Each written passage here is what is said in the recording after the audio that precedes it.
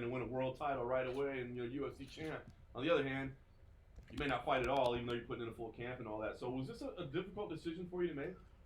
You know, I don't think it would be, and I can't put myself in my future self's shoes, but maybe down the line, after a couple fights or a couple of years in the organization, maybe I would have said yes after a little bit more leg pulling or twisting of the arm, if you will. But this one was a no-brainer. You know, Dana said, "Hey, October 24th, are you ready for October 24th?" And I said, "Yeah, absolutely." He floated the names Ferguson, Poirier. Would you be willing to fight these guys? I said, "Absolutely." Then he called me back soon after and said, "Hey, would you be willing to be the backup? And then maybe you could end up having a fight if we try to put one together." I said, "Absolutely." So I gave 3 yeses, and I just wanted to show him right away that I'm here. I want to stay busy, and I also thrive in kind of the uncertainty, kind of the chaos, kind of the unorthodox type of paths. Anyway, you know, I'm taking a little bit of guff for it. People are, saying things about me, not actually being on the card, or I should have taken this fight or that fight or whatnot. But I wanted to get to work right away. I signed this deal, 4 or 5 weeks ago. Wanted to get to work right away. This is putting work in, even if I don't get to fight.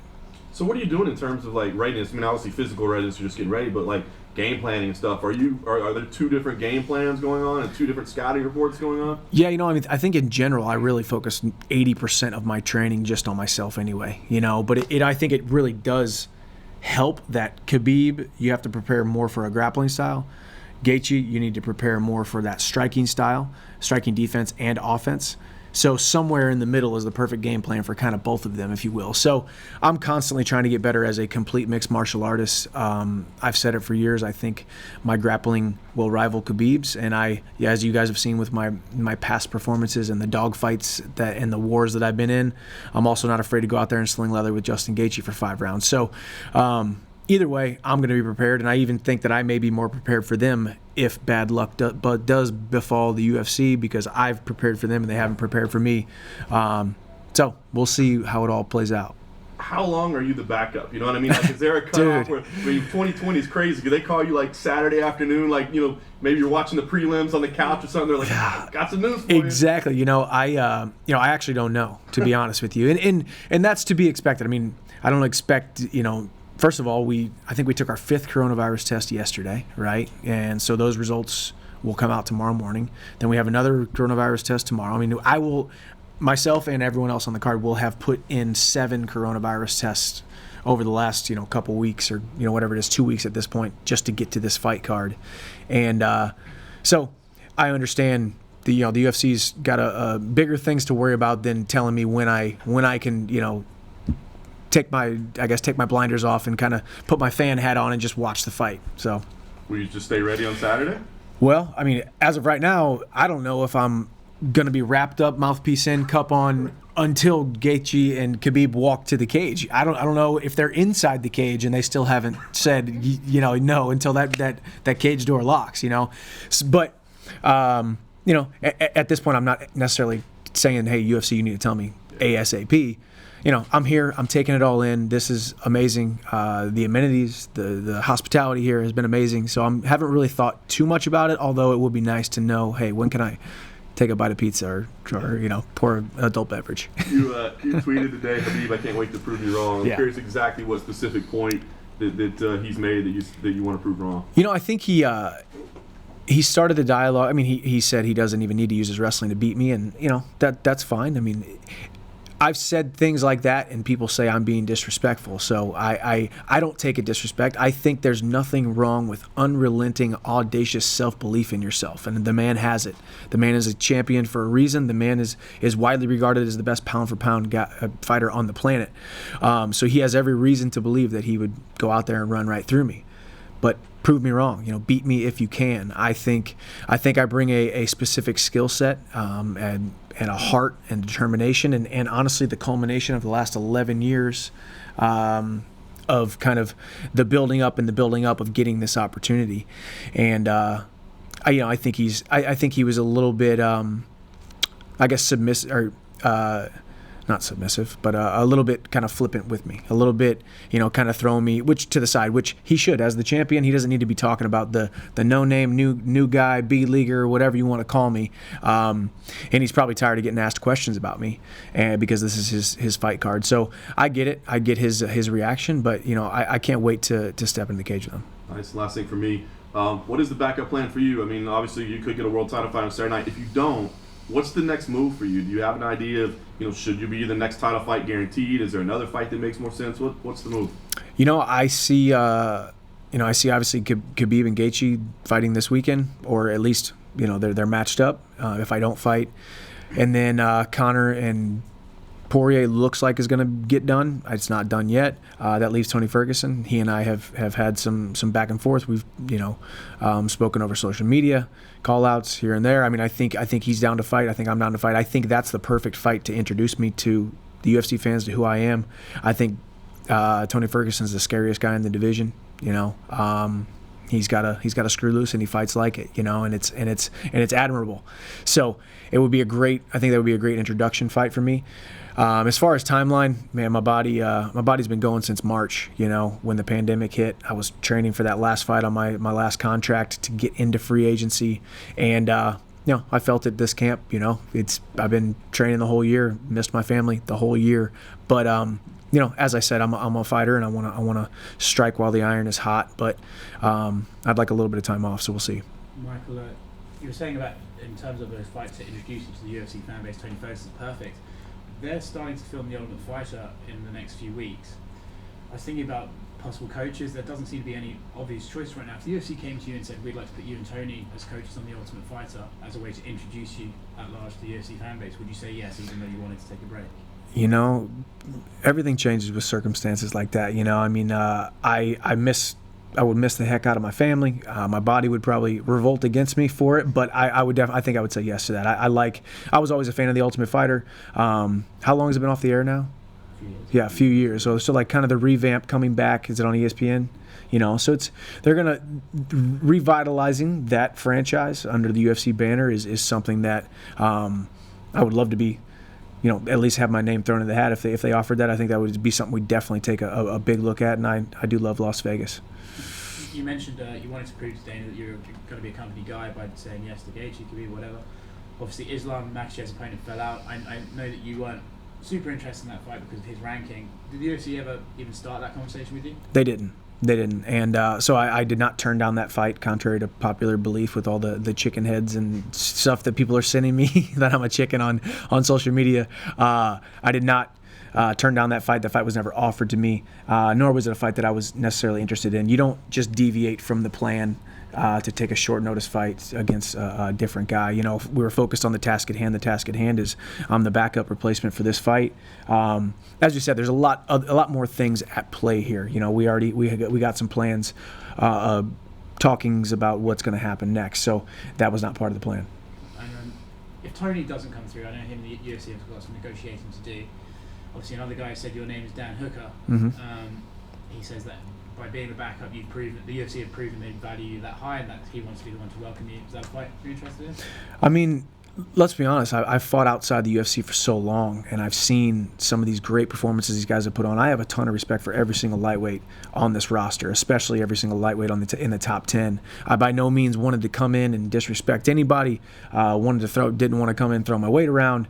I just said, I think I know who I am, and I want to prove it pretty quickly, and it's pretty easy also to, a lot of people say, why don't you get an easier fight? Why don't you get someone outside the top 10, top 20, top 30, just get an introductory fight? But for me, it's sink or swim. At this point, I've been in this game for a long time. I'm not looking to take tune-up fights. But the Dan Hooker fight, I think he's ranked number 6, and he's just came off a phenomenal performance against Dustin Poirier, very hard-fought fight.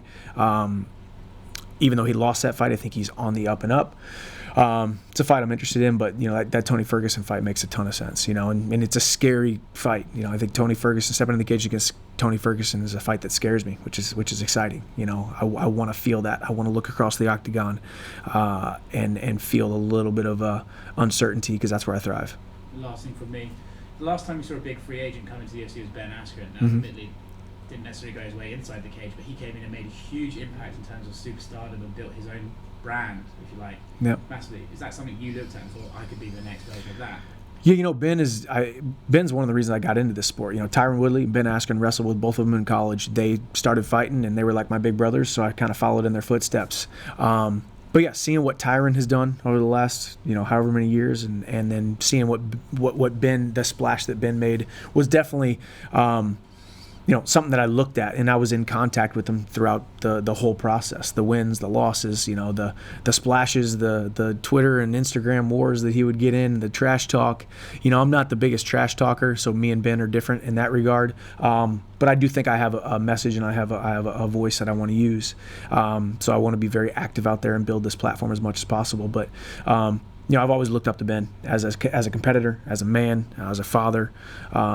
So it's he's definitely one of those guys that I've looked at and said, this is, you know, what you can do with this platform very quickly, especially if you go out there and put on great performances, which, say what you want about me in or outside of the cage, I've never once taken a backward step. I've never once been in a boring fight. I want to come forward, and I want to have a good time out there. So that's what I'm looking forward to doing.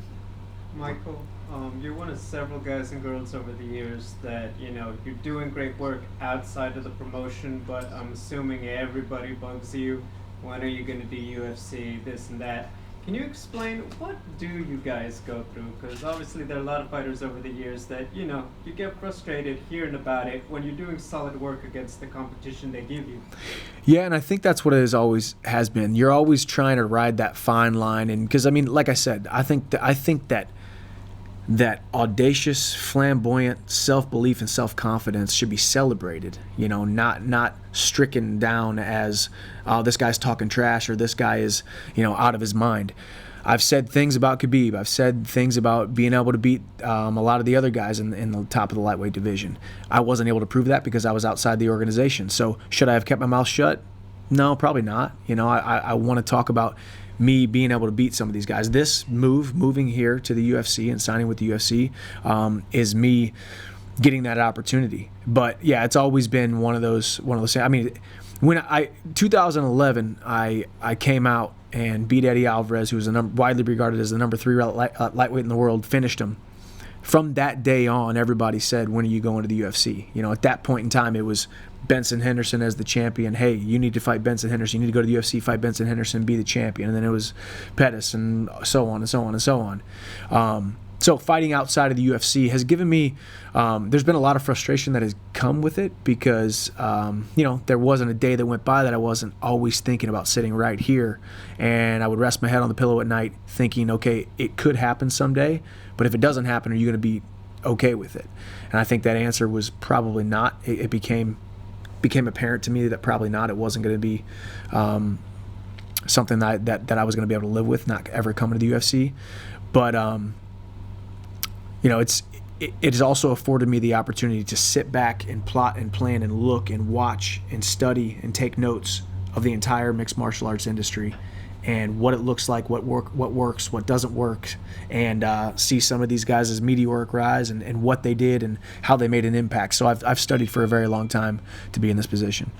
Have they fitted you for your own fight kit, and have you tried on the UFC gloves yet? I did, yeah. So I actually, my manager Randall got me a pair of UFC gloves, you know, because obviously I've been fighting for 11 years outside the UFC. I wanted to see what they felt like. I wanted to train in them, see if there was any hang-ups with them. Loved them, great gloves. But I, you know, this morning actually, I put on the UFC fight kit for the first time, trying it on and changing sizes and the fit and all that kind of stuff. And I've cornered guys here in the UFC a couple times, so I've worn the fight kit, not the actual fight shorts, but today it was a kind of an interesting feeling, you know, because I didn't necessarily, like I said, wasn't necessarily always looking forward to it like I was for sure going to be here, but I always wondered what it would be like to put on the UFC gloves, to put on the UFC fight kit. So here we are, and I'm not satisfied with just putting it on. I'm not going to be satisfied until I put that UFC gold around my waist.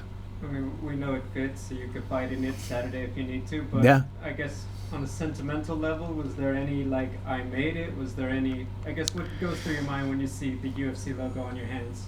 No, I don't think it's an I made it, and that was one of the most frustrating things, and that's not to say anything to downplay the UFC at all, or being sitting here right now, or what the men and women here at the UFC have done.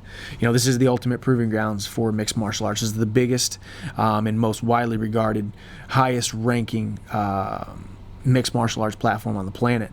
So to be sitting right here is definitely an honor.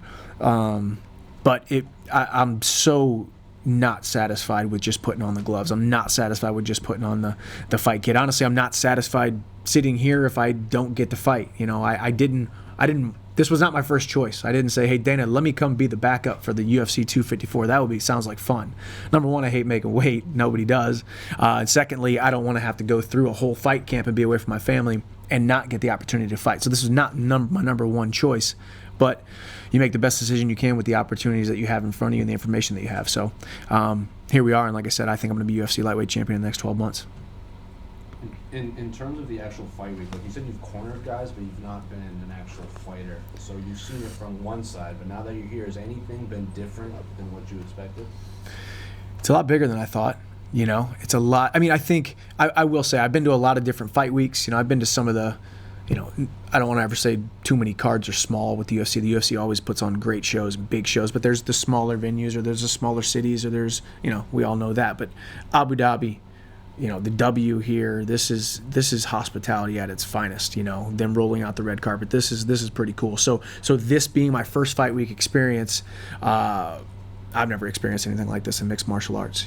So this is cool. And just the staff, the well-oiled machine of the UFC. I've been around it a little bit, and I've known, because I somewhat try to understand business or how promotions are ran, and they do it right. And They leave no stone unturned in the preparation, and now obviously with a worldwide pandemic going on and the coronavirus, they've taken a ton of extra precautions. So, it's bigger, it's more intricate, it's exciting. This is a very exciting time for me. I'm just really excited to step into the cage. If it doesn't happen this weekend, very soon. And when Benson left the UFC, he made a point saying like he was a prize fighter, so he wanted to go where the money was right, but he was going to miss a lot of the behind-the-scenes people, like the photographers, the social media team, the PR. Do you feel like that at all about Bellator, considering you spent so much time there? I do, actually. Because, fight promotions aside, fighting in a cage aside, the sport aside, I mean, these are all human beings and heartbeats and souls and people that I can't tell you the amount of people that reached out to me from Bellator, text messages and emails and voicemails and calls just saying, hey, best of luck, congratulations, we're gonna miss you. And then, quite frankly, there was a lot of people who were even pulling for me, hey, if you got to leave and it's the best thing for you, see you later. Get lost, because I want you to go do what's best for you. And those are the kind of relationships that you have. I mean, even at my last fight, you guys, if you heard my post-fight speech, the man who was holding my microphone, Mike Sarnosky, him and I have spent the last 8 years prior at every single fight, and he's inside the house. He's the guy who knows the decision before Michael C. Williams, the announcer, did, and my wife always knew to look to him to know what the answer, like all these different things behind the scenes, things that people don't know. And there was times where I lost a close split decision my wife knew before it got announced, and these kinds of things, and where he would look down and so I miss everybody at Bellator, because I will forever be indebted to them and their service to me and my career. So I fully expect, and I'm excited about creating those relationships here at the UFC. Will you still pay attention to how those divisions and titles play out, considering you were so attached to like a lot of those fighters for so long? No, not really the fighters. I mean, that's one thing I can say. I wasn't really close to too many of the fighters. I trained with a couple Bellator fighters, but for the most part, I'm, of course, I'll always be a fan of the organization. I'll be a fan of mixed martial arts. If there's good fights, I don't care if it's in a shoebox in Alaska, I'm gonna watch it. So yeah, I'll watch it loosely. And Pitbull will leave you alone? No, he probably never will. Probably never will. But that's a good thing, Like I said, if you you make an impact on somebody that much and they can't stop talking about you, you just you shrug it off and you sleep well at night. Know that you rent space in their head. One final one. This McGregor-Poirier fight that might be coming. A lot of people kind of consider that might be a number one contender fight. They don't know if it'll be at 170 or 155. But Khabib says if they want to fight for this belt, they should fight at 155. Are you in agreement with that statement? weight cutting's an interesting thing. You know, for me, I like I said, I show up at the weight that they want me to fight. You know, if the UFC is not willing to ever let catch weights happen or 170 happen, they say, hey, if you fight at 170, you're not going to get the title shot. I'm fighting at 155. But the way I look at it is, if I'm fighting, say, Tony Ferguson next, and we're both 155 pounders, and I've made weight, this will be the 4th time I made weight in 12 months. Why don't we both fight at 170 and not really cut that extra little bit of water weight? And I'm still fighting a lightweight at 170. And let's be honest, Conor has never fought a welterweight. He's put on the facade that he has fought at welterweight, but he's never fought a welterweight at welterweight.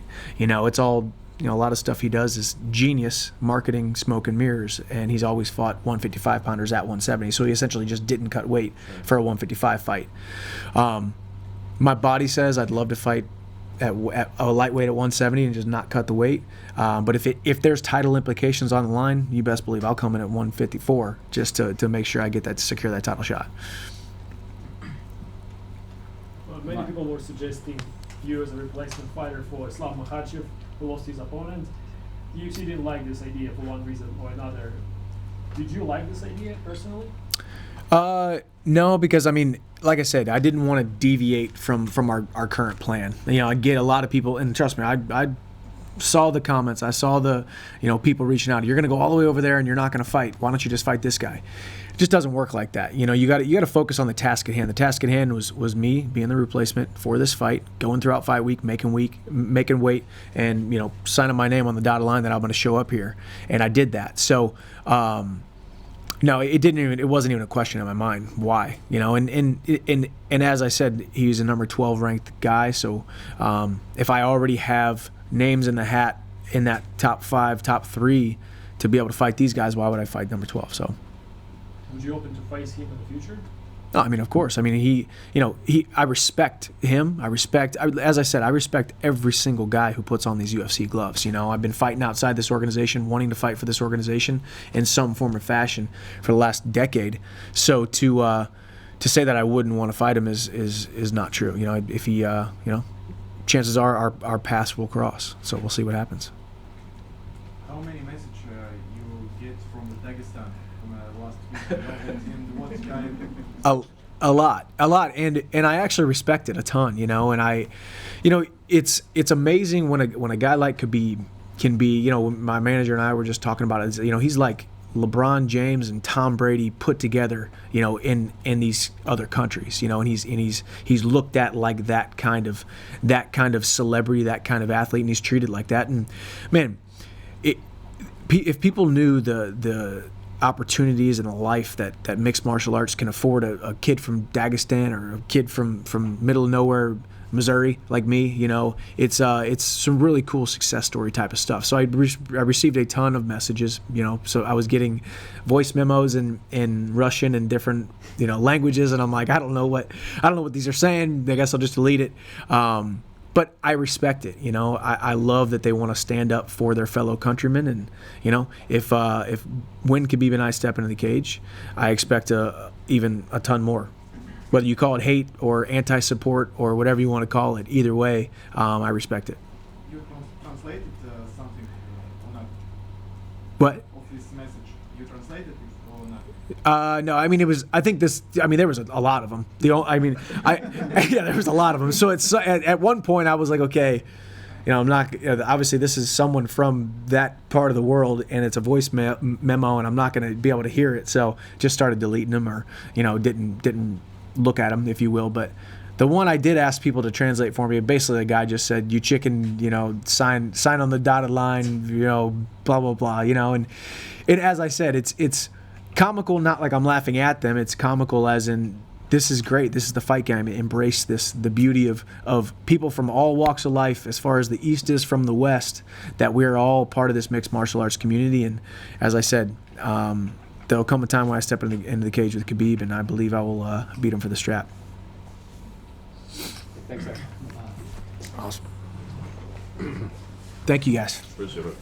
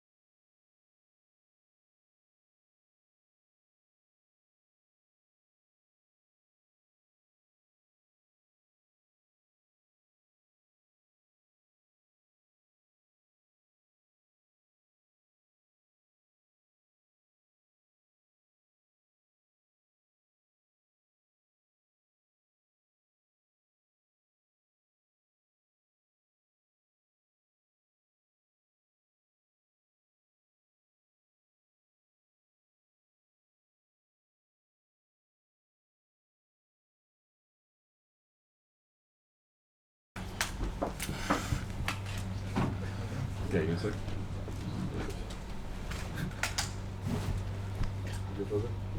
Yeah, you know what to do, Jazzy.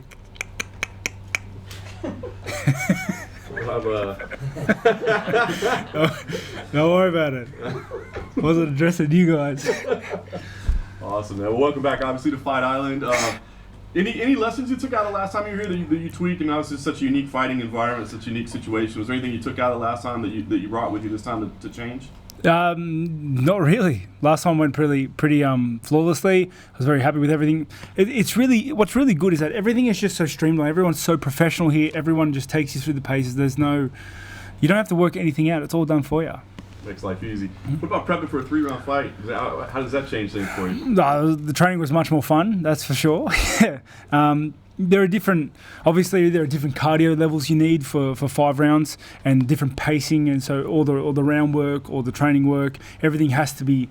It's more preparing for a marathon, not a sprint. Whereas I feel that a 3-round fight is more of a sprint, so you have to be ready to sprint that distance, but also drag it out. It's just different pacing. I was gonna say, I mean, that's like a mindset difference for you, right? I mean, it's been so long since you've done this. I mean, are you concerned at all at that first round? Like, I gotta make sure I'm not, settling in.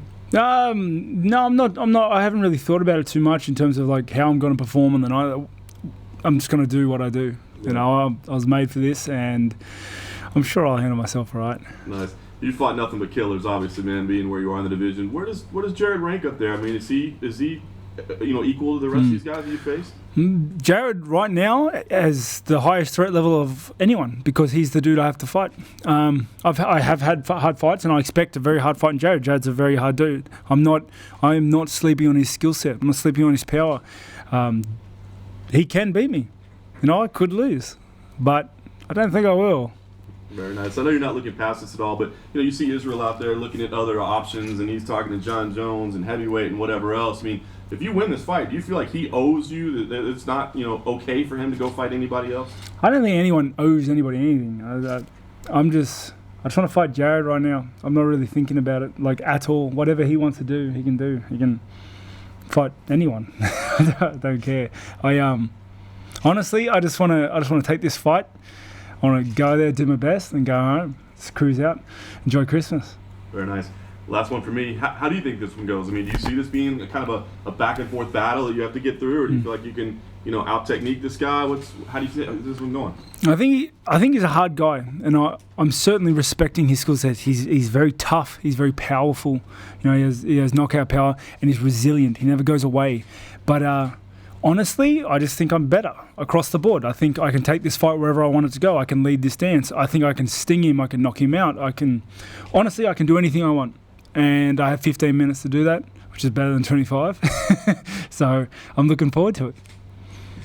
If Israel does end up fighting for the 205-pound title against Gaethje, and the UFC came to you and said, right, we want to put you in an interim title fight against the winner of Till Hermanson, would that interest you at all? Or would you rather just wait for Izzy and make sure you got the title shot? I don't care. Honestly, I don't care. I don't care what the division does. I don't care who does anything in the division. I'm just worried about what I'm doing. And I've trained my ass off for Jared on the weekend.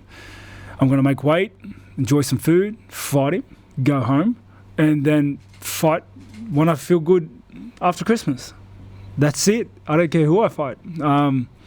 As long as I feel good and I'm happy, and it's after Christmas, I'll fight whoever's there, and not straight after Christmas, because I'm expecting to get a little heavy during Christmas. So maybe like, I don't know, February, March-ish. So the Christmas Day June runs are still not on the menu? Mate, there is nothing going on from the 27th of this month until January. Last time the narrative going into the Till fight was you'd found the love and you were feeling fresh. Obviously, this is a quick fight on the back of that. Do you still feel that? Yeah, 100%. My timeline for fighting has always been, if my mind's ready, my body's ready, take it. I'll fight. I'm doing, this is my job. This is how I live. I enjoy fighting. I guess, so taking the fight was a no-brainer. It popped up. I was ready to fight. I was fortunate enough to come out without any injuries, and so I took it. As well as it worked perfectly in my timeline, in my head, which was to try and get another fight before Christmas. So I get Christmas off. I'm going to keep smashing that if you guys haven't worked it out. So, and yeah, it worked out perfectly. But I am feeling the diet. Dieting for so long is terrible. It's no fun. Last time you were here, you were described yourself as being built for quarantine. I wanted to know, second time round, was it as exciting and fulfilling for you? Yeah, it was exciting. The quarantine was exciting at first, but like I've done so much of it lately, like so much of it. I'm getting a little. I'm not. Yeah, no. I'm sick of fight week ISO. Fight week isolation sucks because like you're hungry and by yourself. You know, you know what I mean? There's like the quarantine at home isn't too bad because you got Uber Eats, whatever you want, and you just had a hard fight, so you feel like you deserve to splurge a little. Whereas like fight week isolation it's just annoying. Drinking so much water, dieting so much. As well as like, there's only so many options you can do with this hotel, right? And the internet isn't great. Also, just a prediction of the Till Hermanson fight in December. More than likely, you'll fight with Till. You're probably going to meet each other again. It's so close, and everyone enjoyed it. How do you see that fight playing out? Till Hermanson? Yeah. I think Till can do it. I think it's easier to stop a wrestler than it is to wrestle a guy that doesn't want to be wrestled. I think Till beats him standing, so. You know, they're I guess the key points for that fight. Yeah, I can't even. There's going to be 5 or 3 rounds.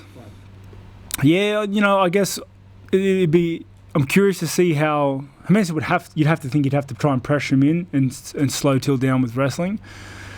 It's going to be cool to see how much damage he takes trying to do that. How much damage he takes trying to get in. Yeah, I guess there are a lot of factors in the air, but I think Till's a hard dude to take down, and he's a very well accomplished striker. Very good at counter striking, very good at timing. So, let's see. And that said, I'm not having a go at Hermanson. I think he's a cool dude. Well, I don't know him, so maybe he's not. but don't take it personally, Hermanson. If you watch this and then start smashing me, like relax. I'm sorry. Well, you've been previously scheduled to fight Jared in March, and then, you know, obviously, you know, it's well documented. You said you're dealing with some burnout. I guess, do you feel any differently about Jared as an opponent now as to maybe when you were thinking about the fight as a whole in March? Do I think of him personally any different, or am I feeling differently for the fight? Because I guess the feeling for the fight. If we're going on how I feel about the fight leading up with Jared, like this time round is very, very different, because just in the fact that I want to train, I want to fight, I want to beat him, I want to be here. Whereas when I was leading up to him the first time, I didn't care. I was just going through the paces, just doing what I thought I had to do, because that's what being burnt out is. You know, you're just trudging along. So yeah, this preparation has been completely different to the first time. But then that fight was never meant to be anyway. He got injured 2 weeks before we were supposed to fight. So, you know, everything happens for a reason. For the record, with everything going on in March, it had nothing to do with Jared. It was just yourself internally that, you know, pulled you away from that fight when you did. Yeah, why would Jared have anything to do with it? Lives across the world. He was harassing me. And I thought I just doing it. Nah, I don't know. It had nothing to do with him. I just wasn't ready. Wasn't up for the fighting for fighting at that time. Not him, just in general. I took a big step to the left. So but I'm back, and here we are. You've held the middleweight title. Obviously, it has a lineage, and one of the biggest stars of the middleweight division is Anderson Silva, retiring next week. I was just wondering if you have any thoughts on, you know, the guy who held the belt before and just his legacy in the division. Honestly, I haven't really thought about it. Sorry, like I didn't even know he was retiring next week. I'm sorry. Is he retiring? It says it's his last one. Okay. Oh, so he's fighting next week. Yeah, I don't know. I just keep to myself. Fighting Uriah Hall. Is he? Yeah. 5 rounds. Wow. That's something to watch next Saturday. Halloween night. Maybe. I might watch it. One dude's not going to be in the division anymore, and I beat the other one. So, come on, we're all just laughing. We're having jokes.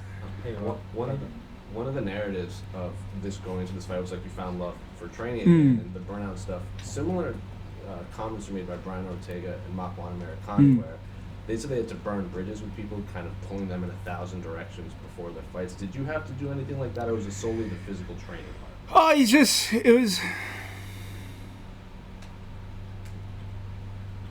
it was more about just kind of like understanding what I was doing, like, and what I wanted to do and how I wanted to do it and how I was doing things was affecting other things. It's very complicated for me to put it into words. Like, I guess like the shortest way and the briefest possible way of saying it is like I went soul searching for how I wanted to do things, how I wanted to be, what I wanted to do it, and I found the reasons why to do certain things.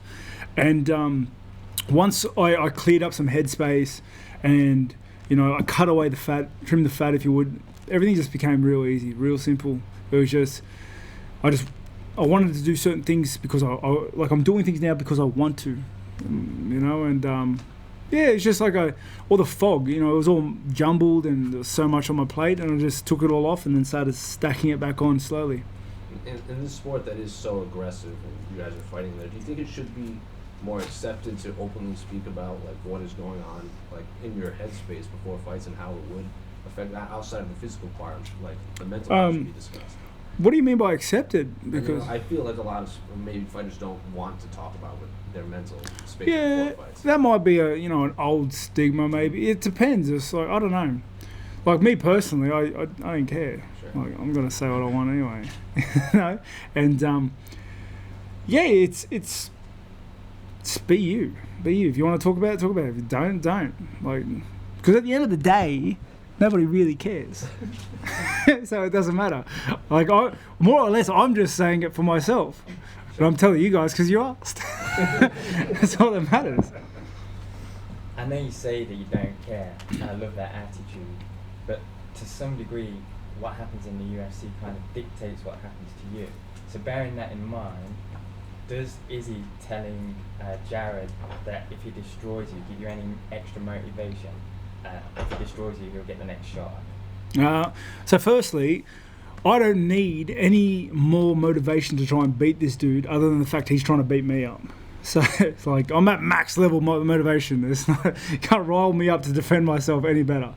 And two, maybe I misworded. I do care. Like I want to win, and I'm going to do everything in there to win. And it's do or die for me when I get in there. I go in there, I switch on, and I'm going to try and kill this dude. And I'm willing to put my body on the line to do that. But I'm not obsessed with the result. The result doesn't really matter. It's about me getting in there and like doing my best, like because you can't control that. It's battle, and crazy things happen.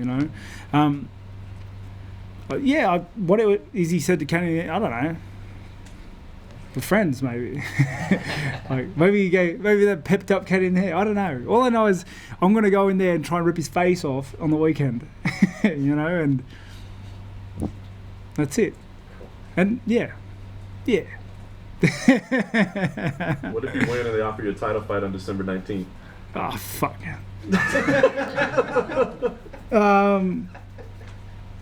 Yeah. I don't know. It's.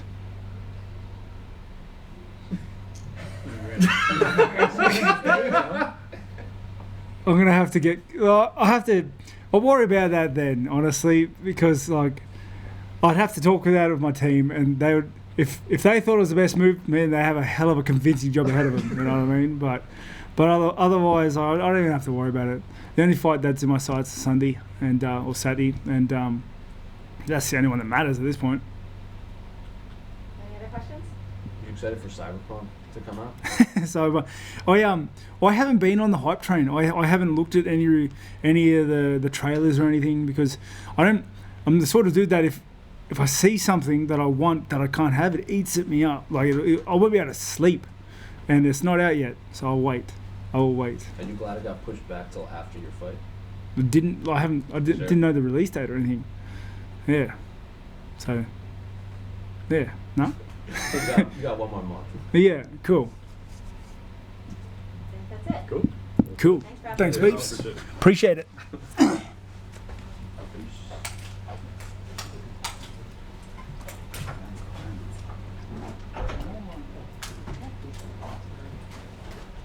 Yes, Oh, that is?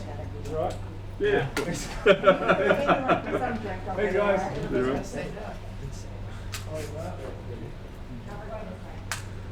Fully unstump somebody with one. He was on fire. He should be fine. Trace was canceled, right? So we should be okay. Now when you have 3 little kids.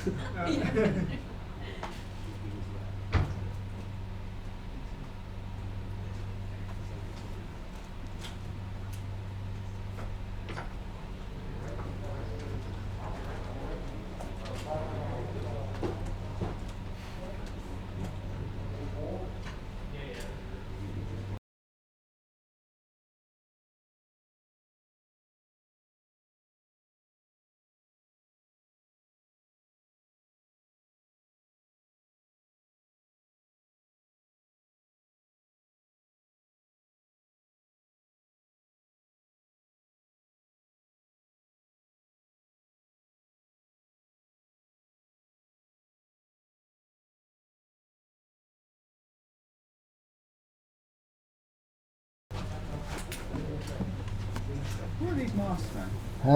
It's like a military company.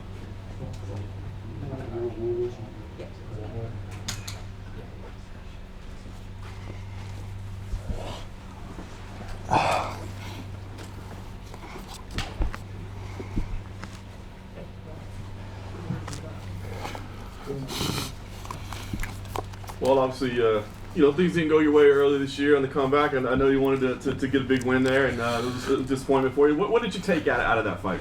I learned a lot about myself. I learned that there's still good in the world with people. I heard a lot of great response from that fight.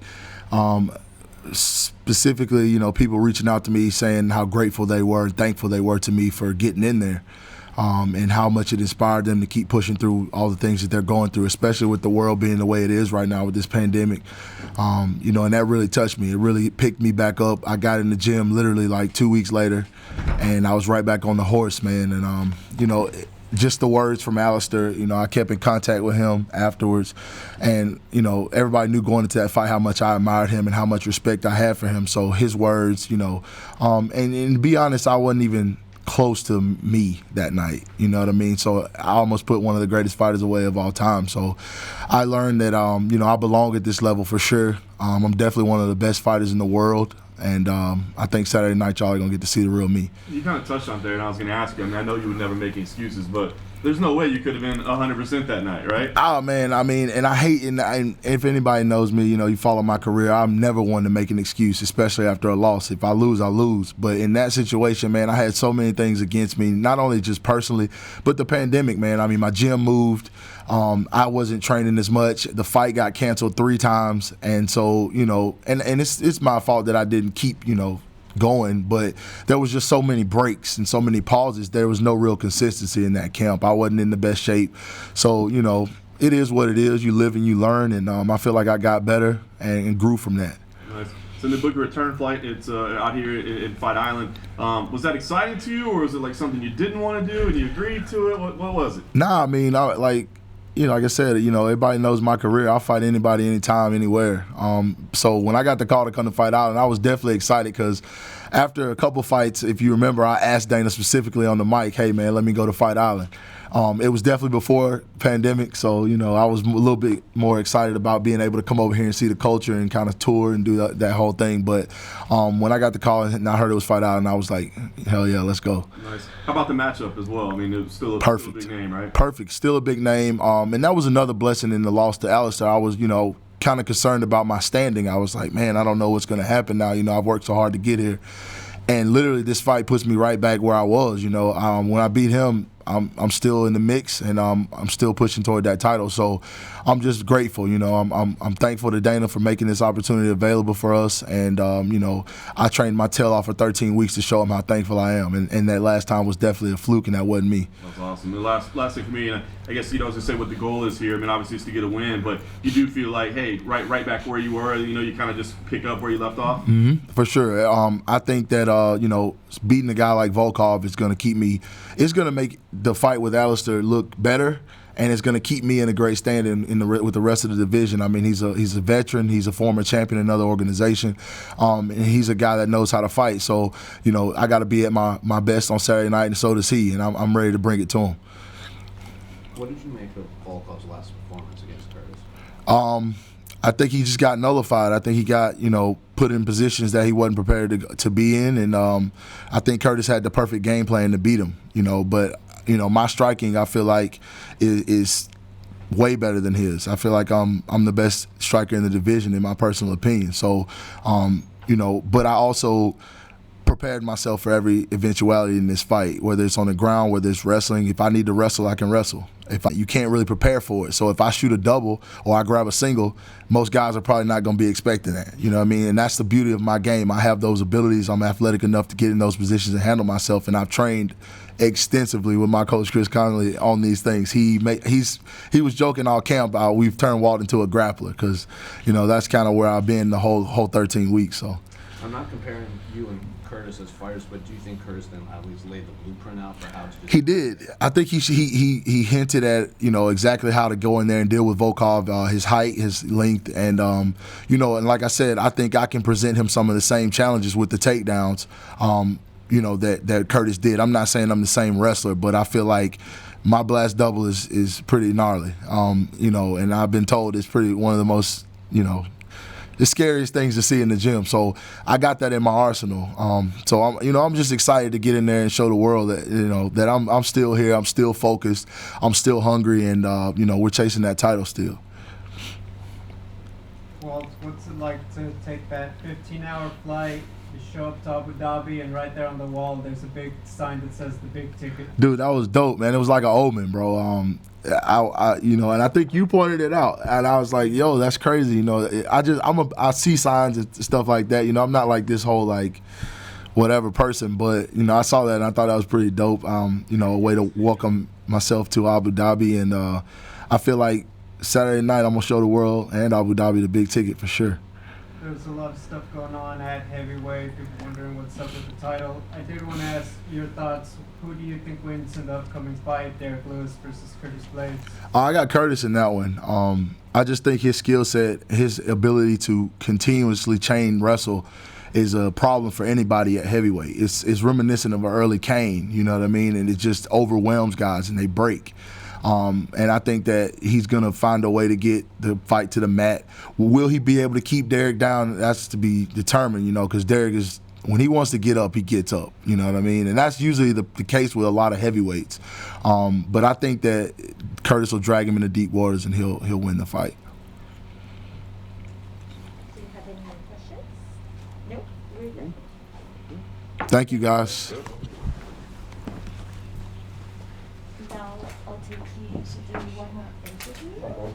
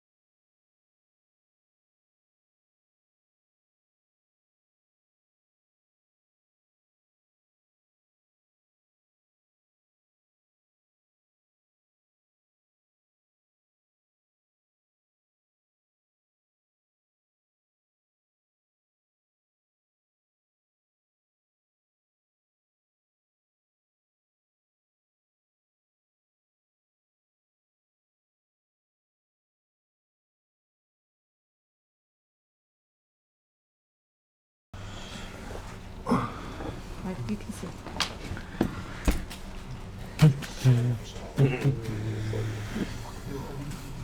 Так, а Мах, можешь снять? Да, надо снять. Маски есть. Чтобы не вливать на микрофон. Obviously, the fight in June with Curtis didn't go your way. I think a very frustrating one, perhaps. What lessons did you take out of that fight? В июне, ты понял? Ну, примерно. В июне, короче, может, не выиграл ты бой. И какие ты уроки извлек из этого? The most lesson I take from this, it's I need to believe myself a little bit more, because I was really good shape, but the thing that camp was not full, making me stop a little bit in the fight. So after fight I have a lot of cardio and power, but I didn't use this in fight. So I was like a little bit fresh after fight, but I started to understand this just in the last rounds, and every time I'm thinking like, if I will go full, I will tired really quick, and something like this. And after fight, I don't understand why this things was in my head. So the main lesson that to more believe myself in my cardio as well, and stay more aggressive, something like this. Nice. And you got booked again pretty quickly. Was it important for you to come back and fight again very soon? Probably I have a good shape, and I had a good shape after last fight, and I don't want to lose it. And starting my camp right after I came to Moscow, but it was not really easy to came to Moscow from my last fight from US. It was some long story with cancelled flights, and I staying in the US about 2 weeks more after the fight. But finally I get home and start camp from the first day. So I just don't want to lose my good shape and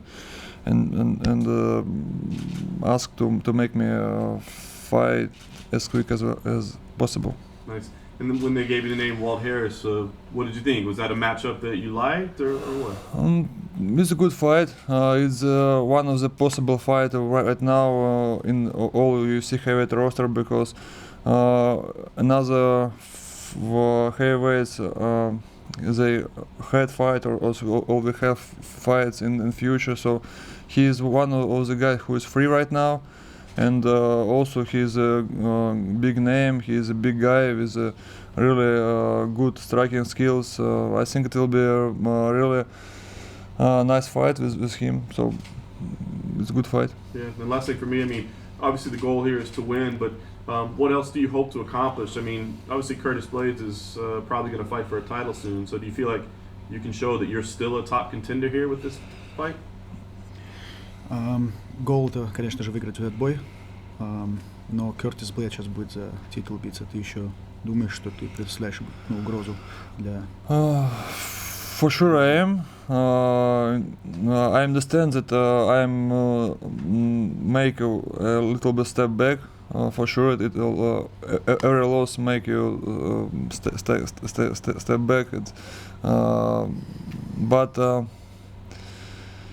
we have a lot of examples of fighters who lose his fights and then come back and became a champion. So for me, it's just experience. And the main things, I didn't lose like in full and everything. I made him a lot of damage in this fight, and after fight I was fresh. And next day after fight, I will run about 6 miles, like really easy. So I have no damage, no injuries, nothing after this. So this I think I will be. for sure, I will going for the bell, but now to be honest to myself, I need to take some wins and to prove everybody that I'm ready for this. Walt says that he believes he has the best striking in the heavyweight division. What do you make of the striking?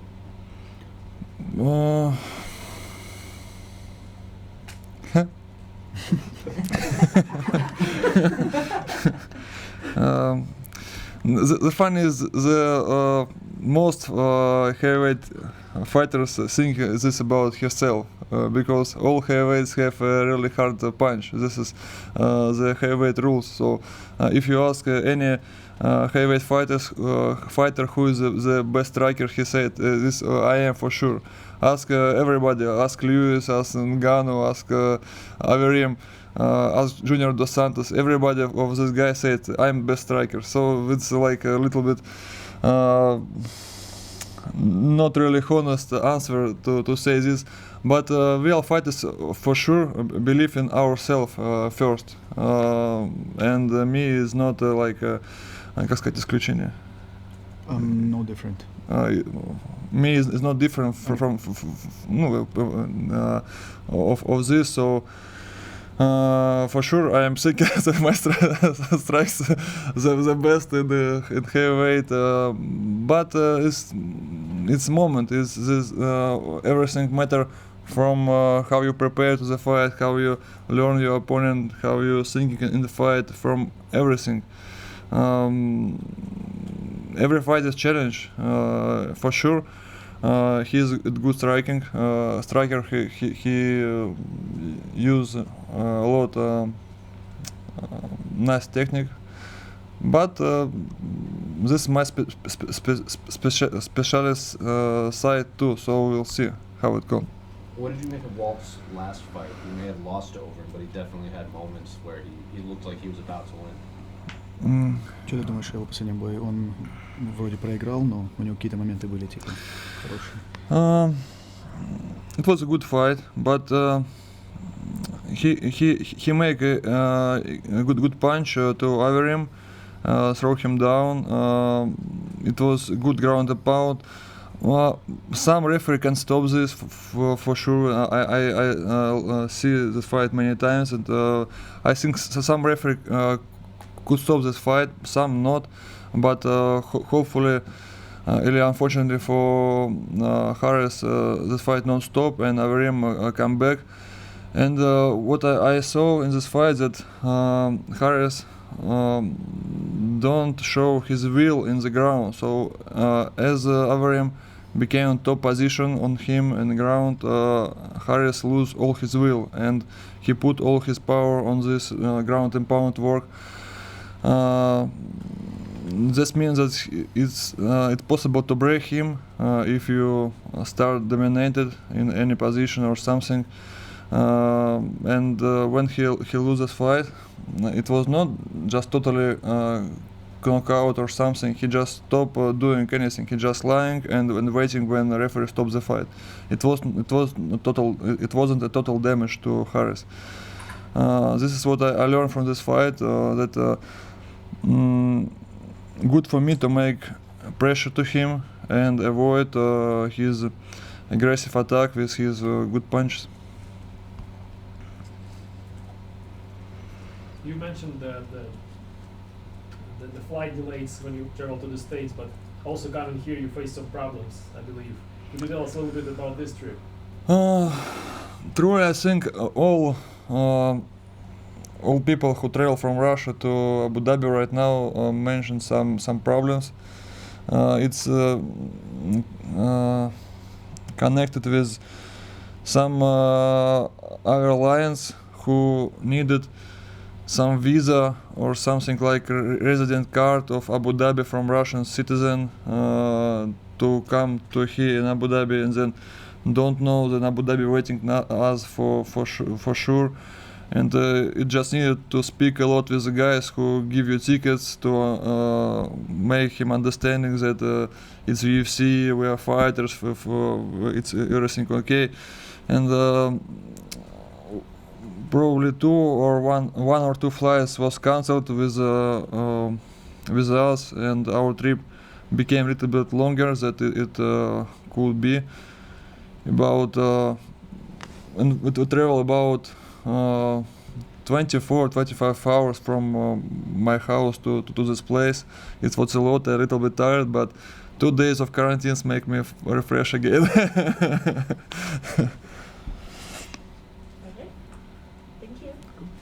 Быстро был. Нормально английский? Да, я случайно. У меня бывает прорывать. Спасибо. Ну, мне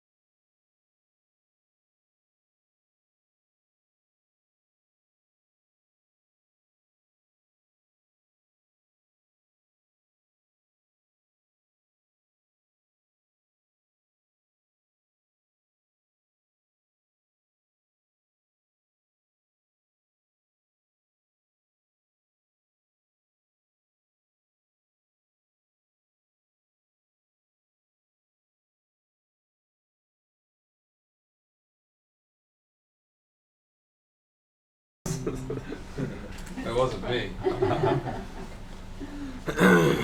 Cheers. I just probably want to share that one soon. Sweet. Women. I might need a translator as well.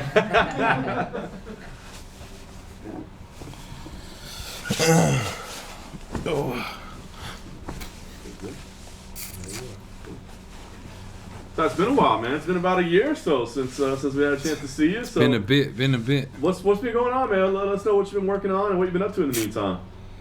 Been chilling. Been training. Probably the longest I've trained, so it's been good. It's been good. What's the focus been during training? I mean, did you purposely take this long away to take some extra time? Nah, it kind of just worked out like that. I went to America in the start of the year. Moved there. I planned to stay there, and then the Rona hit. So what do you do, eh? I had to go home, be with my boy, and be close to him. And then just fights didn't fall through, and kept going, and then now we're here. So I think it might have been a blessing and a curse. Well, I was going to say, I mean, sometimes we hear like that's the time you get better, right? Is when you don't have a training camp, you're not preparing for an opponent, you're just training. Do you feel like you've been able to do that, or is the pandemic made it tough? I've been switched on. Obviously, I had to. Free losses kick you in the ass a little bit, you know what I mean? So I had to have a sit down with myself and have a kind of little look at what I wanted to do and where I wanted to go. And I feel a lot more prepared mentally and physically. So I'm ready, man. I'm ready to get in there and punch on. I was wondering, I mean, did you get to a point, like, I mean, I feel like you got a lot of fame, like, early in your career, and, like, you were like a personality almost. Did it get to a point where you're like, I'm just enjoying being, like, that guy versus, like, really having to put in the work to be a fighter? Not so much like that. I've never changed as in me. I'm kind of just me, but the sport and what I want to do and kind of how fast I was going up, I kind of had to... I had to kind of sit back and kind of think fuck, you're gonna give this a good crack, or you're gonna just sit around and ask around about it. But and I got those big guys. I was fighting big guys and started on, so I was like, shit, I got to get my shit together. So I feel good, and I wouldn't have it any other way. You know, I'm kind of learning as we go. So you talk about fighting big guys and they don't get much bigger, right? What do you think about the matchup when they gave you this one? The bigger the better, eh? So they say. Do you have to do anything special to prepare for somebody like that? I mean, I don't guess you could find very many training partners that can mimic that. Yeah, I did. I got big legs. Oh, yeah, pretty well. So, yeah. Got Charles Joyner. You know, he's up there. He's call him legs for a reason. So I feel like I'm prepared as well as I can be. Very nice. Last thing for me. So obviously the goal is always to win, but I mean, do you feel like you're coming out like you got to make a statement and show people something, show people what you are different this time? I think over my time in the UFC, I think I've learned don't be the young bull and try to, you know, get it all at once. I think I'm ready for a 3-round fight, and not just physically but mentally. I think before I wasn't really mentally thinking like that, you know what I mean? So I'm definitely ready to fight 3 5s, but you know me. Once we're in there and if I see the opening, I'm gonna definitely go for it. So you spoke about going to America and you went to AKA, right? Yep. Can you just talk to me about that experience? What's it like training with Daniel Cormier and people like that? It's a bit of a wake-up call, eh? Like kind of shows you where you're at in terms of my fighting's good. I'm a good fighter, but when it comes to MMA, I kind of had to. You know, and I'm an honest fella. I'm pretty honest, and being like you know, in Australia you might be in a room with 3 killers or 1 killer. And walking in a room with 100 of them, it opens your eyes, and it kind of, you know, gives you a benchmark of where you're at. So, but to be offered and to be welcomed as I did at AKA by DC and by Harv and by the boys, couldn't ask for anything better, you know. So. Am I right in thinking there's an old friend of yours we used to train at? Titties? Yes. Well, his name's Justin Willis, but I mean... Bitch tits, I told you. He's a bitch. Did he have to leave? I told him to come down the gym and sort it out if he wanted to, but if you know... And when the truth comes, the truth comes. But he left. He ain't about it. You said about you've gone through some, you know, different training, you feel physically better. Have you lost a bunch of weight or put on muscle? You look good. Nah, yeah, stopped eating KFC for a bit. You know, got some, yeah, just taking it a bit more professional. You know what I mean? I'm a bit of a clown. I like to have fun. I like to get on the piss, as you do. But like I said, 3 losses will kick anyone in the ass. You know, so and that's where I had to be honest with myself, and I don't want to lose again, man. I'm not a loser. So. When you talked about going to the gym and seeing 100 killers in a room, that could, I think, if you especially on the back of a couple of losses, that could either motivate you to try and get better, or it could maybe even say to you like, "Fuck, I'm never going to get to that level." What did it do for you? I'm a killer, so that's what I am a killer, so that's what I do, and just to be around those guys, it makes you want to be better at doing what you're doing. And look who it is. It's it ain't no titties. It's DC and Cain Velasquez. These guys are guys I looked up to and real killers. So it motivated me. Yeah, it didn't shy me away for sure. That's for sure. I'm keen to go back, and I'm keen to learn. You know, these guys have wrestled their whole lives. We punch on our whole lives in Australia, but we don't get to wrestle and get amongst it like they do. And last thing from me, obviously your personality is well known. Cormier is a bit of a joker himself. What was the vibe like actually in the gym? Well, that was the thing, you know. He welcomed me, and we kick it good. So we're both clowns. We're both loud. We both talk shit. We're good for each other. Tai, on Saturday, how close were you to doing a shoey when the Panthers got through to the grand final? I'm switched on. But this week is the grand final. And when we win that, and when I win my fight, shoeys all around. I'm ready to let loose, that's for sure. Has the pandemic slowed people from asking for shoeies, or is everybody still down the second they see you? We're Aussies, brother. We don't give a shit. Yeah, we don't give a shit. Oh, some people might, but not where I'm from. Oh, we got worse things to worry about catching, I think. Yeah, you can. I'll leave that up to you. What was the first day on the mats like with DC and Ken? Was fucking tired.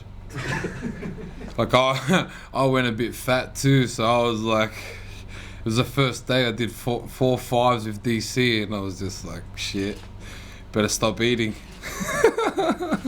So yeah, it was an eye opener, but DC was kind of big himself, so it was good.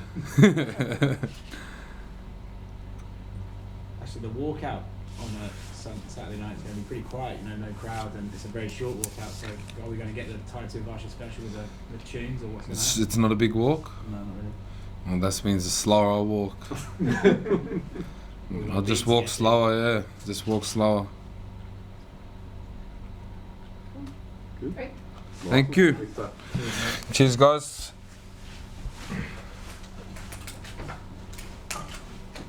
Thank you.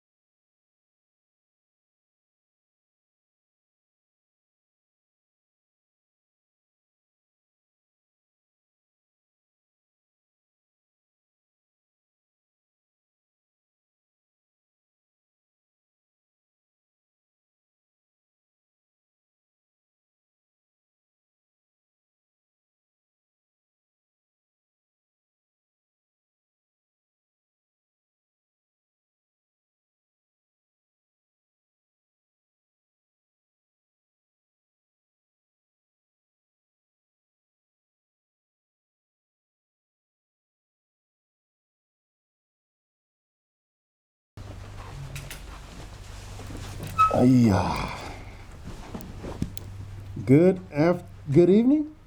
Good evening, everybody. Can you guys hear me behind this muzzle? No. No? Can't hear me with the muzzle on? I'll take the muzzle off. Well, Jared, tell us, man. I mean, you've had a main event, you fought a legend, you know, but knowing that a title shot's on the line, is this the biggest fight of your career? You know, on paper it is. Every fight's the biggest fight of my career. You know, every fight of my career, yes, this is the biggest fight of my career. You know, title fight is definitely coming for me next.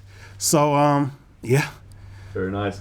First trip out here to Fight Island as well. Saw you soaking it in yesterday. What are you feeling out here so far? And I mean, have there been any challenges that aren't, of a typical fight week? Or are you feeling okay? The only challenge is wearing his muzzles.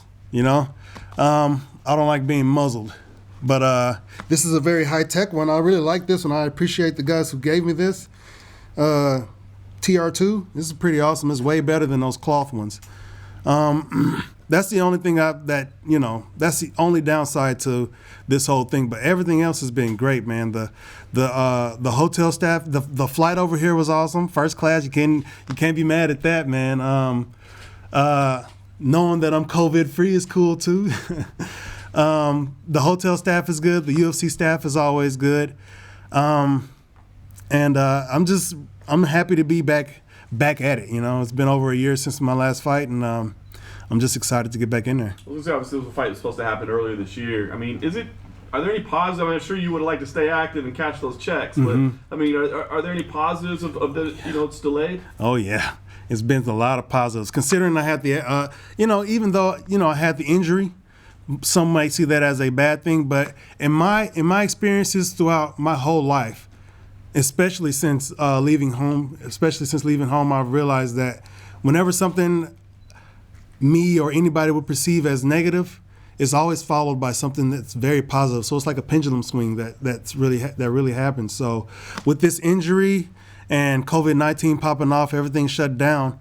The injury happened at a really good time because I was able to still go to my physical therapist at Ares Physical Therapy. Al Escobar is the man. He used to be a professional competitive lifter himself. He's got athletes for offspring, if you will, and we have a good communal relationship between him and our team at the lab. He's just a really good dude, a good, kind heart, and a very strong mind. And he really put it to applied it to what I do professionally. So not only was he rehabilitating the pec, he was taking me through a strength and conditioning program that has definitely benefited me in a very major way. So you guys are gonna see as soon as I take my shirt off for weigh-in, they're gonna be like, damn, that boy look cut. So that's one of the benefits is the visual benefits, but the strength, my conditioning, I'm stronger than ever. I'm faster than ever. I'm better than ever. That's awesome. So we know, Adesanya's been talking about you and saying that you look good here, and he definitely wants to fight you. What's it been like for you to get this respect? I mean, you've obviously had his attention for quite some time. What does that feel like, being the up-and-coming challenger, and this guy's identified you? Yeah, real recognize real, He said in his interview he loves my energy. And that's, to me, to me, that means something different to what other people would mean. When you start talking energy, we all know that I love talking about energy and working with energy and stuff like that, man. So I think we're looking at each other right here. We see each other right there. You know what I'm saying? And that's really cool. I think that's huge. You know what I'm saying? Especially in our sport. Where a lot of people just look at the physicality of the sport. And then tap into the mentality of the sport as well. But there's a spiritual aspect to this as well. Martial arts is a spiritual thing before it became a physical thing, you know what I'm saying? It was a mental thing before it became a physical thing. Somebody had to feel it before they, what's that feeling? I can think of it now. I can articulate it in my mind, and then I can express it through my body. So he knows that, with over 100 victories, you know what I'm saying? He knows that. He sees that. And he sees that energy when I'm in there with my opponents. So that's pretty awesome that he recognized it. I wish he would have kept it to himself. But, showing my hand there a little bit, it's all good. I don't care what people know about me or what they think or see of me.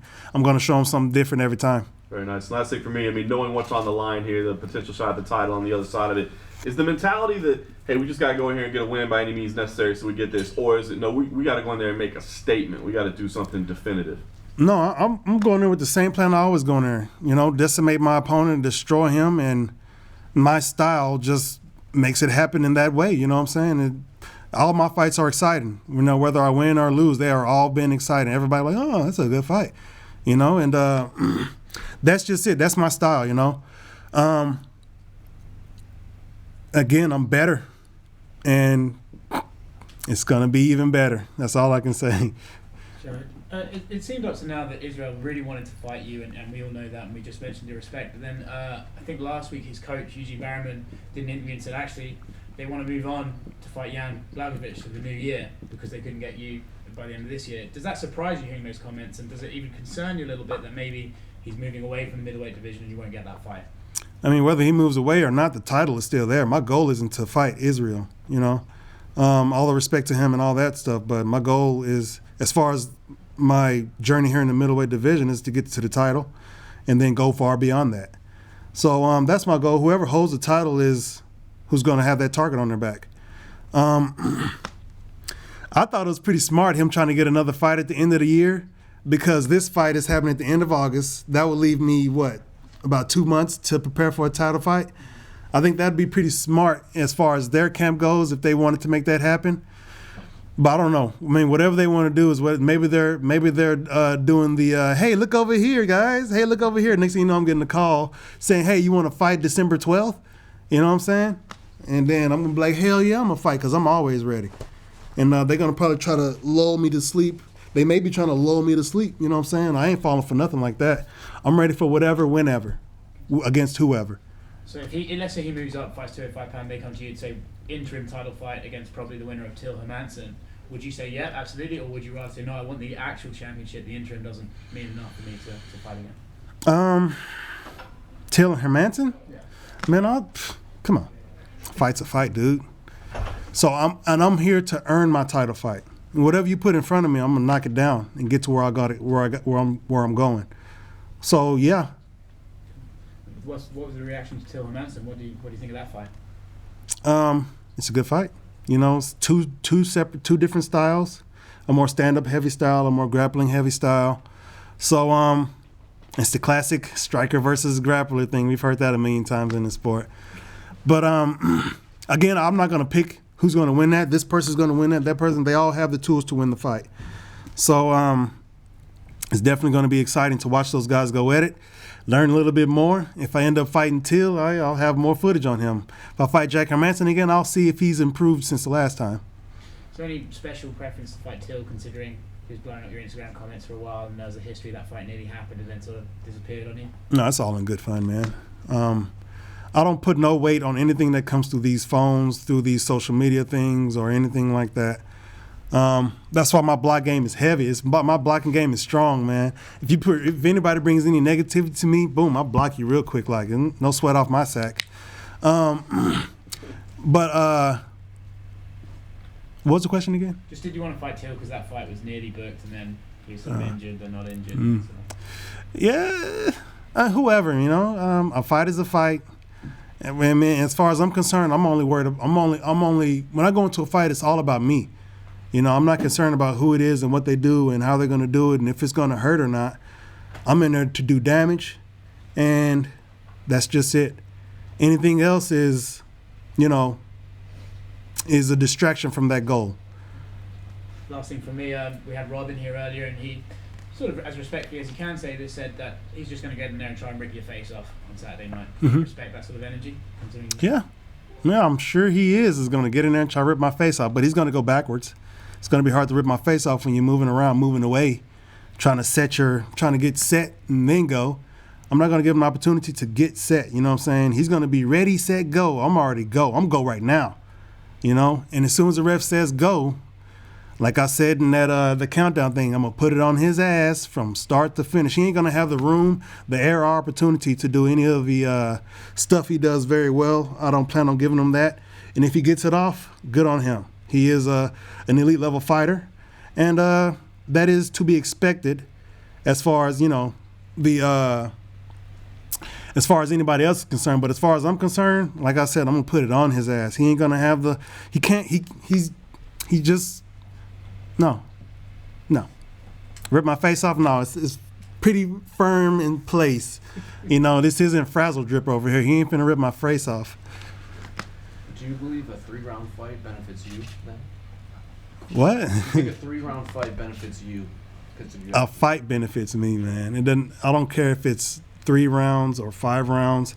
I'm gonna go in there and fight the same way. Most people want a 3-round fight because they get tired. You know, I never get tired of whooping somebody's ass. And then Rob's spoken a lot about being burnt out before fights and having to take time off and like mentally clear his head. Have you experienced anything like that in your life? I love what I do, man. And like I've said before, you know, I've been saying this plenty of times. You know, I don't train so I can go to a fight.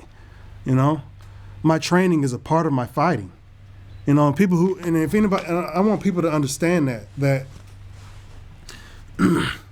these cameras, the attention and all that stuff I can do without it. You know what I'm saying? I just need a means to be able to do this. This is why I do it for the UFC, so I can get a paycheck, so I can live comfortably and be able to go to the gym 2-3 times a day and then go home to my family and chill out. You know, I'm a martial artist and I'm a father. Everything else is just extra, more of a distraction, if you will. So yeah, man, I love to train. I love to do it. And as long as my body is able to do it, I'm going to do it for the rest of my life. And as long as I can fight, it's going to be a part of it. It's a part of my training. Jared, I was wondering, how did you feel about when Rob pulled out in March citing burnout? Because it's not like, you know, oh, he's got an injury and he can't make the fight. He kind of, you know, voluntarily removed himself after he'd already signed on the dotted line to fight you. Mm-hmm. How did you feel about that? Well, how did I feel like that? I felt like it didn't matter how I felt. If initially they were saying that he was donating bone marrow or something to his daughter. And I was like, I certainly hope that's not the case. I hope that he's just scared or burnt out or whatever the hell people want to say it was. So I'm glad I'm glad that wasn't the case. And that's all. I mean, that's the only thought that I had. Just give me a fight.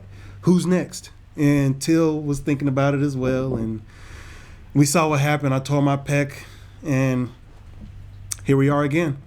So the fact that he did get burnt out says stuff. I mean, lets me know a few things that you don't love it as much as I do, maybe, you know, or maybe he's just done it longer than I have, and I don't know.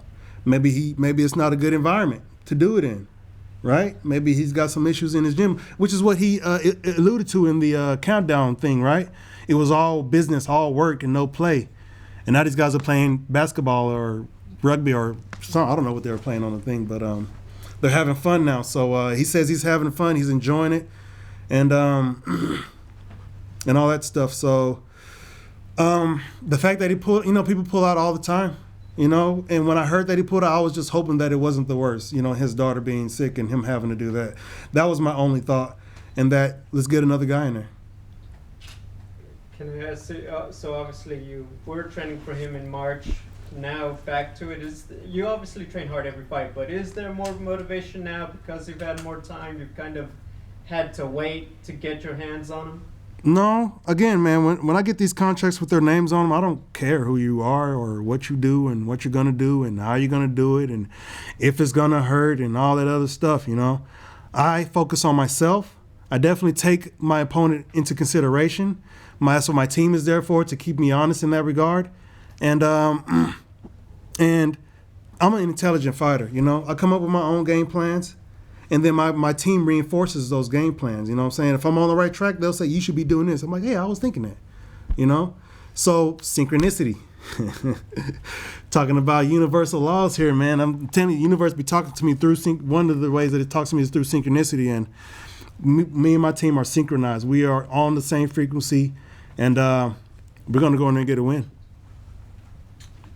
Which crystals did you bring with you to me today? Well, pyrite, of course. You see me blinging right here. I got some pyrite right there, some hematite, some tourmaline to reflect all the negative energy that people like to do. You know, some people like to bring around and stuff like that. talk about synchronicity, right? I got some more pyrite wrapped in copper. I got this from my guy, The Life of a Stoner. It's a real nice piece. I love copper. Copper amplifies electric conductivity so that I can receive messages and energy or whatever I need. But this piece right here is, talk about synchronicity. My wife got me this for our anniversary. Anybody who knows what this is a taka, I think I was told it was, or taki. I looked it up, it said taka. I think the guy corrected me and says a taka. But this thing is a Maori thing. And of course we all know Rob is of Maori descent, Maori ancestry. But it resembles an axe head, which is symbolic of strength, and a whole bunch of other good things and stuff like that. And it's jade, which has its own properties as well. Jade, everybody loves jade, right? So synchronized, right? She got me this before I even had to fight with Rob. Wow. You know? And then I think a couple of weeks later I got the call. And I was like, okay, let's do this. You know? So the universe be talking to me, man, and that's one of the ways it talks.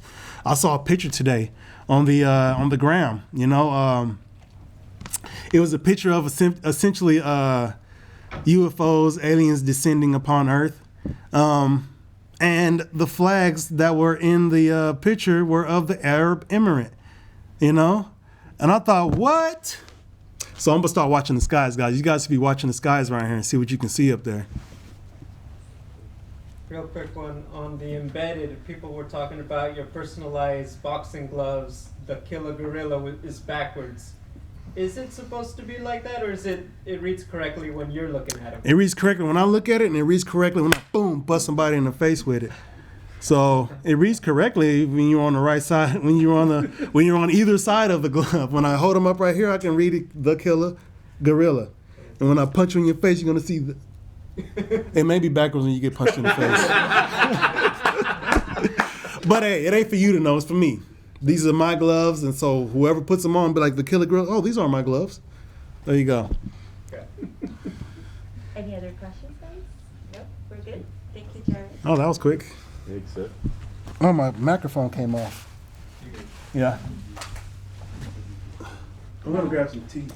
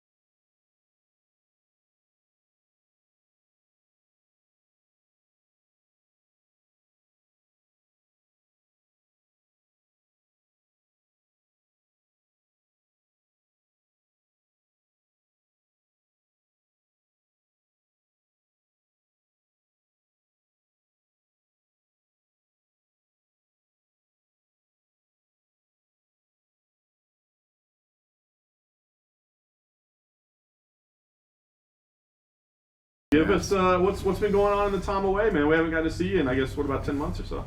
Yeah, well, a lot of the same things for everybody, I think, like the quarantines and stuff. So, of course, I had my last fight in December. Then after that, I took a little bit of time off, and then everything just started to, go downhill from there. So, we almost had a fight lined up a couple times, and then, it fell through because of the things going on. So, but happy to be here. Yeah. Nice. As far as your training situation goes, I mean, has it been difficult as well? I don't know what it's like for you. Actually, for this fight, it was perfect because the entire time, there were no lockdowns and stuff. Like last week, Holland pretty much went back into lockdown.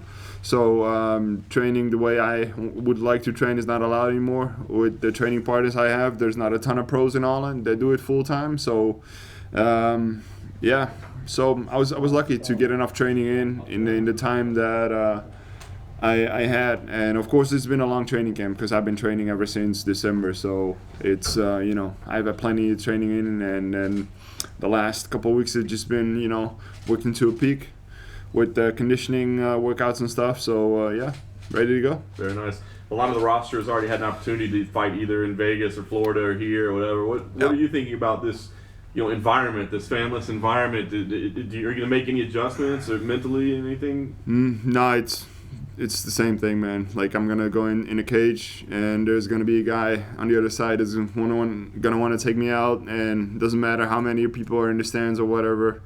It is what it is. I feel good, and I do enjoy the way it's all set up here. Having the workout room next to our own hotel room instead of having to share the workout room with like 10 to 12 other people, and the workout rooms are always hot because they have to cut weight and stuff, and they smell most of the time. So it's nice to have that space for ourselves, and everything a fighter could wish for, they have here. So and if it's not here, you ask for it and they get it. So it's a good setup. It's closer to Holland. It's closer to Holland for us than Vegas.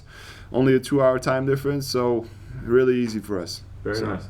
Talk about the matchup itself with Tai. When they gave you the name, I mean, what did you think? Did it get you excited? And what do you think about him as an opponent?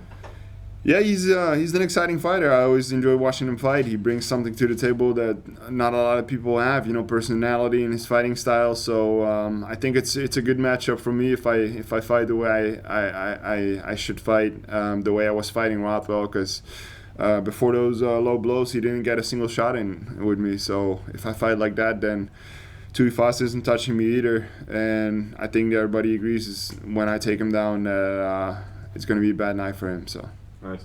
Last thing for me, obviously you want to pick up a win here, but what's the goal overall? I mean, are you looking to make some kind of statement? Are you want to book a fight again quickly to make up for some lost time? I mean, what's the overall plan right now? Just have fun with it. If UFC's got a fun matchup in mind, we'll see. We'll see how this fight goes. You never know what you get when you go in that cage. I'm just happy to be here and make a living for me and my family. After all this craziness going on this year, and I just enjoy it. So you've been, I think, in Tai's position where you might have had a couple of setbacks, and then people start to question like where you are in the division. What do you think is going through his mind, like entering these fights on a 3-fight losing skid? You're questioning why it's happening, like before you're winning all those fights. Of course, you're fighting higher level competition. But of course you're gonna question yourself, and if you got to change some things around and all that stuff. But for the rest, like I know what I can do. When I lost those fights, I questioned some things, of course, and I changed some things, but at the same time, he's a really good fighter, and he knows his strengths, and he knows what he needs to do when he goes in there. So sometimes you get what you're looking for, and sometimes you don't, especially on this level. There's 2 guys going in a cage, and one guy's got to lose. So you're both looking to win, and, you don't always get it. So not everybody's going to be a world champ. So. And then he just made the jump to AKA. You expecting any sort of new Tai? I don't think he's been there. Like, he's been stuck in Australia. So, I don't know how he jumped there this year, but...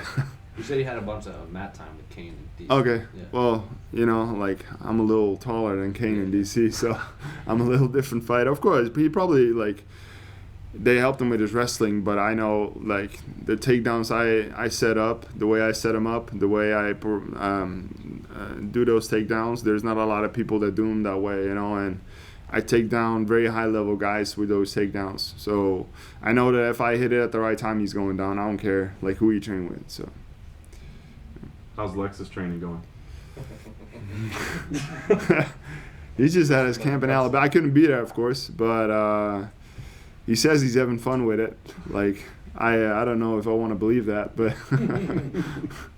no, it's good, man. It's gonna be an experience. He wants to do it, and I told him not to, but now he's got my full support. That was a year ago, so no, if he wants to go for it, go for it. So yeah, if you want to feel how it feels, and of course he works with fighters all the time. And he really wants to feel how it feels to be in that locker room and the lead up and all that. And when some guys don't perform, why they don't perform. So it makes sense, but it also doesn't make sense.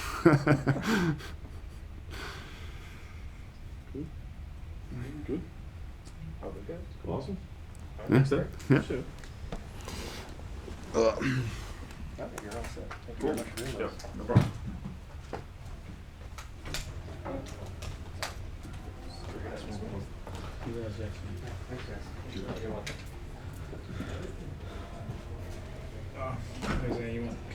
So I got mine to work, but when I ripped it out, it can no longer use this again. But I did get managed mine can't.